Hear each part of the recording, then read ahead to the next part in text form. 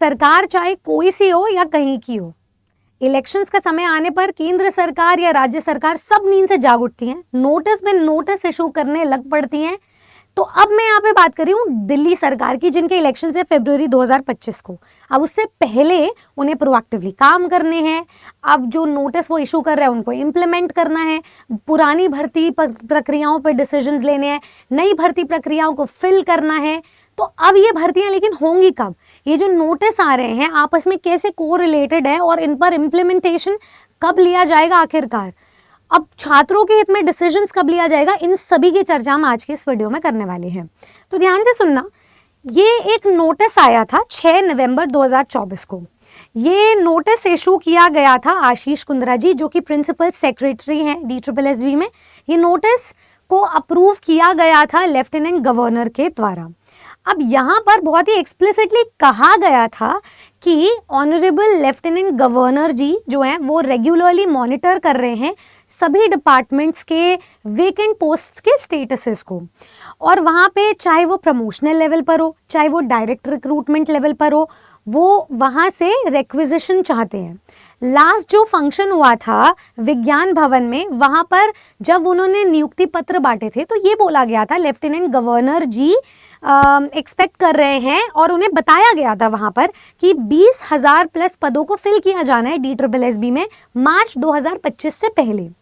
तो वहाँ पर उनका ये कहना है कि उन्होंने एक सीरियस व्यू ले लिया है कि जितने भी डिपार्टमेंट्स हैं, अगर किसी का नॉन सबमिशन देखा गया है, वहाँ से अगर वेकेंट पोस्ट्स का जो एंट्री है वो नहीं आई है, तो अभी वो टाइम से दे दे, क्योंकि बहुत सारे डिपार्टमेंट्स उसके रिगार्ड में लैक्सिटी यानी कि केयरलेसनेस, एक ढील दे रहे हैं। तो वहाँ पे ये भी बोला गया कि इस ढील की वजह से जो फंक्शनिंग है वो स्मूथ नहीं हो पा रही है, जिससे कि जो सर्विसेज की डिलीवरी है उस पर बहुत भारी प्रभाव पड़ रहा है, दुष्प्रभाव पड़ रहा है, दैट इज। तो यहाँ पर ऑनरेबल, पहले तो नोटिस में यही लिखा गया था कि जो ऑनरेबल लेफ्टिनेंट गवर्नर हैं वो डिज़ायर करते हैं, वो चाहते हैं कि सारे डिपार्टमेंट्स अपना रिक्विजिशन सबमिट कर दें, और उन्होंने एक टाइम लिमिट भी दिया था। इनफैक्ट ये जो पूरा नोटिस आया था ये टॉप प्रायोरिटी पर नोटिस आया था, अर्जेंट कॉल टू अर्जेंसी था यहाँ पर, और एक हफ्ते के अंदर अंदर उन्होंने सभी डिपार्टमेंट से गुजारिश करी थी कि वो रिक्वेस्ट कर दे, ताकि कोई भी डिपार्टमेंट का या विभाग का बैकलॉग ना रहे, और इसी से ही फाइनल स्टेटस जो है रिपोर्ट का वो बनाया जा सके। ठीक है, तो अब हुआ क्या, ऐसा ही सेम नोटिस, थोड़ी बहुत लैंग्वेज चेंज कर दी गई। 14 नवंबर को ऑफिशियल नोटिस आता है, बस इसमें फ़र्क ये है कि इसकी लैंग्वेज थोड़ी सी इधर उधर की गई है, प्रिंट इसका ज़्यादा क्लियर है, ऑफिशियल नोटिफिकेशन है, और ये notification Dharmendra ji chief secretary के द्वारा आया है। अगेन ये जो नोटिस है इसमें संबोधित किया है सभी डिपार्टमेंट्स के HODs को, और यहाँ पर एक और फिर रिमाइंडर दिया गया है वही सारी बातों को बोलते हुए, और रिक्विजिशन फर्निश करने के लिए इस बार गुजारिश नहीं की गई, इस बार डायरेक्ट किया गया है कि जो लेफ्टिनेंट गवर्नर है उन्होंने डायरेक्ट किया है कि वो विद इन अ वीक सारी की सारी वैकेंसीज को फिल करके और उनकी डेटा को एक्सप्लिसिटली प्रोवाइड कर दे DSSB को। ठीक है, और इसमें टाइम बाउंड प्रायोरिटी के लिए भी उन्होंने एक साफ साफ ये चीज़ बता दी गई है, उन्होंने ये चीज़ साफ साफ बताई है कि अगर आप सारी एंट्रीज और वेकेंट पोस्ट को एक हफ्ते में रिपोर्ट दोगे तभी आपका जो स्टेटस रिपोर्ट है उसको फर्निश किया जाएगा, और उसके बाद ही हम लोग जो GNCTD डिपार्टमेंट है उनके सर्विसेज डिपार्टमेंट को आगे फाइनल रिपोर्ट दे सकते हैं बाय 18 नवंबर 2024। ठीक है, उसके बाद ही एक monthly status review meeting define करेंगे वो लोग, जो कि मंथ के लास्ट में, एंड मंथ में डिस्कस किया जाएगा कि कौन से डिपार्टमेंट से कितनी पोस्ट खाली है और वहाँ पे कितनी वेकेंट पोस्ट को रिलीज कर सकते हैं ऑफिशियल नोटिफिकेशन के लिए।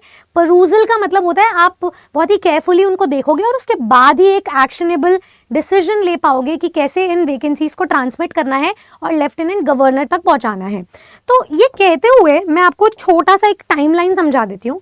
उन्होंने 6 नवंबर को एक नोटिस भेजा, 14 नवंबर को एक फॉलो अप नोटिस भेजा कि अभी भी देखा जा रहा है बहुत सारे डिपार्टमेंट्स जो हैं वो लापरवाही दिखा रहे हैं, अभी भी डिपार्टमेंट सबमिट नहीं कर रहे हैं। तो इस बार उन्होंने वो रिक्वेस्ट, वो डिजायरेबल डिसीजन नहीं दिया, उन्होंने डायरेक्ट किया है कि अब इस डेट तक 14 नवंबर तक सबमिट। 14 नवंबर को एक और नोटिस दिया कि within a week submit हो जाना चाहिए। अब इस within a week of span के पहले भी उन्होंने ये बात बोली कि 18 नवंबर तक फाइनल रिपोर्ट भी बनानी है उनको। ठीक है, फाइनल रिपोर्ट को फर्निश करना है और उसके बाद जैसे जैसे आगे बात बढ़ती रहेगी तो वो मंथली रिव्यू मीटिंग और सारे स्टेटसेस को डिस्कस करते रहेंगे सभी डिपार्टमेंट से। अब होता क्या है, ये जो भी वैकेंसीज का प्रोसीजर है ये भी स्टेप बाय स्टेप आगे बढ़ता है। जितने भी विभाग हैं उनके HODs सारा डेटा को कलेक्ट करके देंगे, सबमिट कर देंगे टोटल वैकेंट पोस्ट को और DSSB को दे देंगे। जैसे ही रिक्वेजिशन सबमिट होगा उसके बाद नोटिफिकेशन ऑफिशियल रिलीज होता है आपके पास। अब ये जो 20,000 पद हैं उन पर फिर ऑफिशियल एग्जामिनेशन कंडक्ट होगा। यहाँ पे उन्होंने एक और बात कही थी कि जहाँ पर भी नेसेसरी है या अवेलेबल है, पॉसिबल हो पाता है, वहाँ पे कॉमन एग्जाम्स भी वो कंडक्ट करवा सकते हैं। इसीलिए उन्हें वेकेंट पोस्ट अर्जेंट प्रायोरिटी पे चाहिए। और उसके बाद ये जो रिजल्ट है वो DSSB फिर से डिपार्टमेंट्स को सबमिट कर देता है। बेसिस ऑन दैट आप कट ऑफ और जो भी एलिजिबिलिटी जो सब चीज़ें निकालते हो, DV होता है और उसके बाद सिलेक्शन होता है, ताकि जो पोटेंशियल कैंडिडेट्स है वो अपनी अपनी जॉब्स पर लग जाते हैं। तो यहाँ से हमारा जो एक ओवरव्यू है वो ये निकल के आता है कि एक हमारे पास नया नोटिफिकेशन है, एक पुराना नोटिफिकेशन जो 2023 और 24 से पेंडिंग है, नोटिफिकेशन आया हुआ है, उन पर एग्जामिनेशंस पेंडिंग है। तो नए नोटिफिकेशन के तहत हमारे पास टोटल पोस्ट है 20,000 और अभी तक 20,000 है। जब मंथली रिव्यू मीटिंग होगी तो पता चलेगा, जैसे जैसे हमें तो मार्च तक फिल करनी है ना, और इसमें शायद मल्टीपल फेजेस भी हो सकते हैं, तो बहुत चांसेस हाई है कि नंबर ऑफ पोस्ट आपकी बढ़ भी जाए, 20,000 प्लस ही जाएगा ये, ठीक है। जिसमें से अभी हमें रिक्वेजिशन से मोटा मोटी आइडिया लगाए कि TGT PGT पोस्ट पर अभी जो वेकेंट पोस्ट हमारे बन रहे हैं वो 9,000 करीबन बन रहे हैं। PRT का नोटिफिकेशन पूरे साल से मच अवेटेड था, उस पर भी आपको 4 से 5,000 पद मिलेंगे और जो रिमेनिंग पद हैं वो आपके TGT PGT पोस्ट को जाएंगे।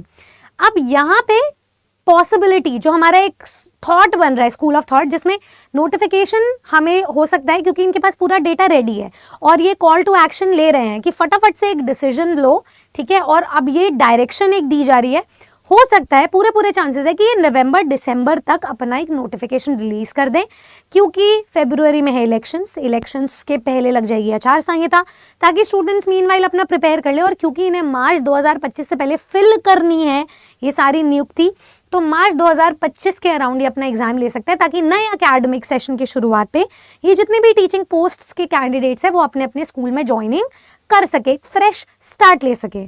एक तो ये थॉट बन रहा है। अब इसी बीच में ये जो पुराने नोटिफिकेशन है उनका क्या होगा। नया नोटिफिकेशन काफ़ी हमें क्लैरिटी के साथ नज़र आता हुआ दिख रहा है, क्योंकि इनका इलेक्शन है और इनको आपकी सारी सुनवाई करनी पड़ेगी, ठीक है, जवाबदेही अभी देनी होगी। बट यहाँ पर ओल्डर नोटिफिकेशन है, इसमें जनवरी से नोटिफिकेशन आया हुआ है 5,000 प्लस पदों पर TGT का।